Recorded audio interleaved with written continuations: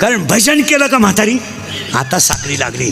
म्हातारी मेल्यामुळं आपल्याला मुलगा झाला बोध, आणि तो मुलगा मला माझे गुरु निवृत्तीनाथ यांच्या कृपेने झाला. म्हणून आजच्या अभंगाला शेवट आहे बाप रखमा देवरो. हां, कारण मी माझ्या गुरुला अगरबत्त्या लावीत बसलो नाही, मी माझ्या गुरुच्या फोटोला फुफुशीत बसलो नाही, मी माझ्या गुरुला डायरेक्ट हृदयातच ठेवलं. माझं हृदयी सद्गुरू जेणे ताळलं. आणि मी चौरंगावर माझा गुरु ठेवला. पण चौरंग कोणता केला? 15व्या अध्यायातली पहिलीच ओवी. आता चौफाळून हृदय आपले वरी लेवबी पावले श्री गुरूंची.